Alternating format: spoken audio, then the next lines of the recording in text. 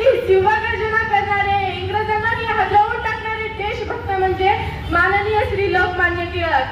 अशा या लोकमान्य टिळकांचा जन्म 23 जुलै 1856 रोजी रत्नागिरी जिल्ह्यातील चिखलदरा येथे झाला. त्यांचे संपूर्ण नाव केशव गंगाधर टिळक होते, परंतु लोक त्यांना प्रेमाने बाळ गंगाधर टिळक असे म्हणत. मी यांना वंदन करून माझ्या भाषणास सुरुवात करते. सन्माननीय व्यासपीठ, वंदनीय गुरुजन वर्ग आणि येथे जमलेल्या माझ्या मित्रमैत्रिणींनो, आज मी तुम्हाला लोकमान्य टिळक यांच्याबद्दल थोडी माहिती सांगणार आहे. ते तुम्ही शांत चित्ताने ऐकून घ्यावी अशी माझी नम्र विनंती. निर्भयपणे लढणारे, स्वराज्यासाठी आपल्या प्राणाची आहुती देणारे व्यक्ती म्हणजे लोकमान्य टिळक.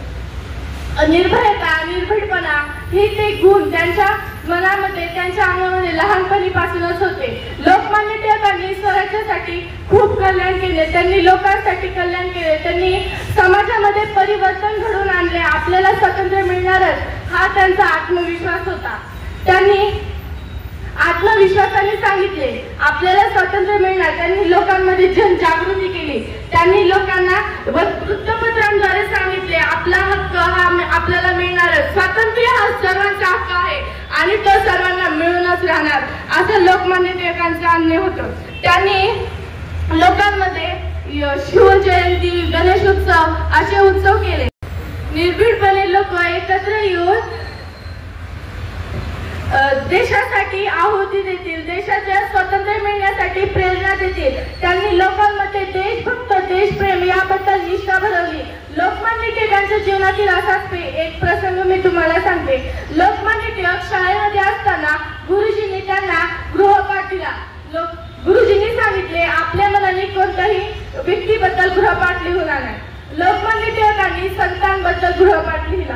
मात्र दुसऱ्या दिवशी जेव्हा गुरुजी लोकमान्य टिळकांचा गृहपाठ बघत होते तेव्हा त्यांनी बघितलं की ना लोकमान्य टिळकांनी तर गुरु संत हा शब्द 3 प्रकारे लिहिलाय. त्या म्हटले टिळक तुला नीट संत शब्द लिहिता येत नाही तर तू संतांवरती निबंध तरी कशाला लिहितोस. ते मग गुरुजींना म्हणाले गुरुजी संत शब्द हा आपण कसा लिहिला, संत शब्द हा जोडाक्षर सुद्धा लिहू शकतो आपण, 3 प्रकारे का नाही लिहू शकत. गुरुजी म्हणाले तू हा शब्द आता लिहिला, गृहपाठाची वही होती म्हणून काय नाही, तू जर पेपरला जर असं केलं, परीक्षेमध्ये जर असं लिहिलं तर मी तुझे तिथं मार्क कापेल. मधली सुट्टी झाली. लोकमान्य टिळकांना आपल्यावर ठाम विश्वास होता, आत्मविश्वास होता. त्यांना माहिती होतं की संत हा शब्द 3 प्रकारे का लिहिला जाऊ शकत नाही. ते नंतर दुसऱ्या गुरुजींकडे गेले. त्यांनी संत शब्दाचा अर्थ ते सगळं त्यांना समजावून सांगितलं. दुसऱ्या गुरुजींना ते पटले. गुरुजींनी त्यांना बोलावले व सांगितले हा शब्द त्यांनी असा लिहू तो शब्द शेवट संतच होतो आणि संत शब्द हा 3 प्रकारे लिहिला जाऊ शकतो.